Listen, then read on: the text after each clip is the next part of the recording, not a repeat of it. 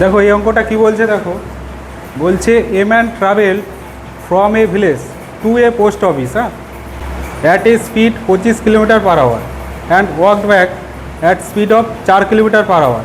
তার মানে কি, একজন মানুষ সে ভিলেজ থেকে পোস্ট অফিসের দিকে যখন যাচ্ছে তখন তার স্পিড কত বলে দিয়েছে কোশ্চেনে, 25 kilometre per hour.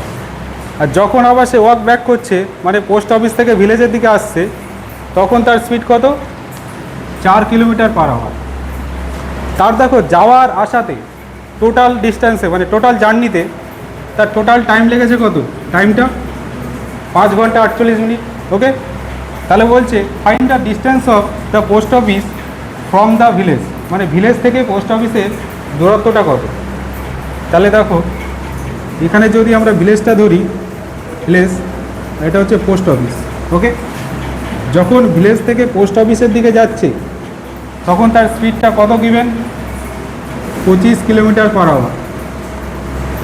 Okay, village থেকে যখন পোস্ট অফিসের দিকে যাচ্ছে তখন তার speed given 25 kilometre per hour.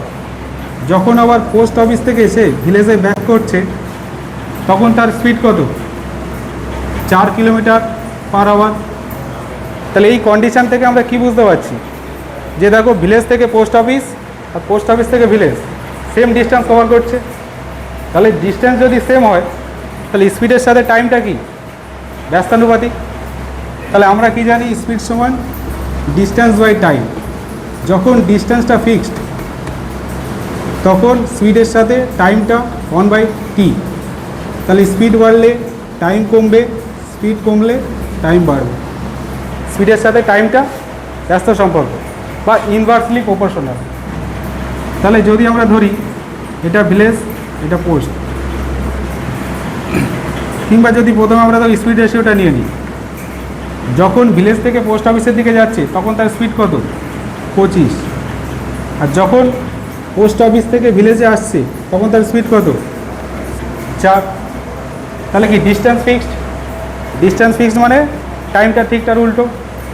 তাহলে টাইম রেশিও কী হবে, 4:25। এই অবধি ক্লিয়ার। এবারে দেখো টোটাল তার জার্নিতে এখান থেকে এই অবধি আবার এখান থেকে এই অবধি ফিরে এসছে, তার টোটাল টাইমটা কত নিয়েছে, টাইমটা দেখো 5 ঘন্টা 48 মিনিট। তাহলে 5 আওয়ার 48 মিনিট। ওকে, তাহলে এটা কি ঘন্টায় আছে, এটা মিনিটে আছে, তাহলে এই মিনিটটাকে ঘন্টায় চেঞ্জ করতে হবে। তাহলে 5 ঘন্টা 48 মিনিট মানে কত, কত ঘন্টা, 48/60। তাহলে 48/60 আওয়ার। তাহলে এটাকে 12 দিয়ে কাটো, 4, এটা 5, তাহলে কত হলো, এটা 29/5 আওয়ার। 5 × 5 = 25 + 4 29/5 আওয়ার্স। তাহলে এখানে টোটাল টাইম কত লাগছে, এটাকে ইরেজ করে দিচ্ছে। এখানে দেখো 4 যখন এই স্পিডে যাচ্ছিল 4 ঘন্টা, এই স্পিডে গেলে 25, এইটা ইউনিট, টোটাল ইউনিট কত 29। আর এখানে টোটাল কত 29/5।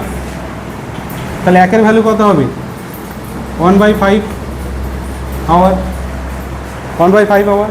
ওকে, এবারে দেখো তাহলে এর অ্যাকচুয়াল টাইমটা কত নেবে, 4 × 1/5, এটা আওয়ার। এবার আমাদের জানতে চেয়েছে টোটাল ডিস্টেন্স। তাহলে ডিস্টেন্সের ভ্যালুটা কী হবে,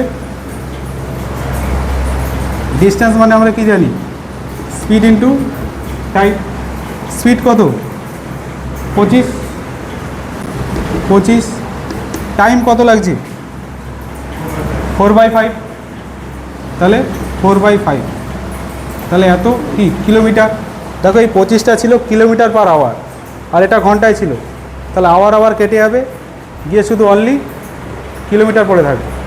তাহলে এদিকে কাটলে কত হবে, 5 × 5 = 25, তাহলে 5 × 4 এত কিলোমিটার। তাহলে টোটাল কত, 20 কিলোমিটার।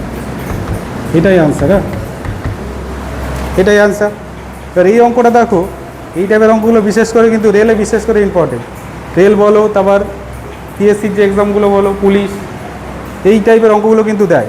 এ তোমাকে ডিস্টেন্স ফিক্সড করে দেবে, টাইম জানতে চাইবে, টাইমটাকে ফিক্সড করে দেবে, তোমাকে স্পিড জানতে চাইবে, দিয়ে টোটাল কতটা ডিস্টেন্স গেছে এসছে ওটা জানতে চাইবে। এখানে যেমন কি এখান থেকে এটা গেছে, আবার এখান থেকে এটা এসছে, টোটাল টাইমটা কত বলে দিয়েছে 5 ঘন্টা 48 মিনিট। তাহলে তোমাকে কোশ্চেনে জানতে চেয়েছে এখান থেকে এই দূরত্বটা কত, তাহলে ডিস্টেন্স ফিক্সড, স্পিডের সাথে টাইমটা উল্টে হবে। ওকে।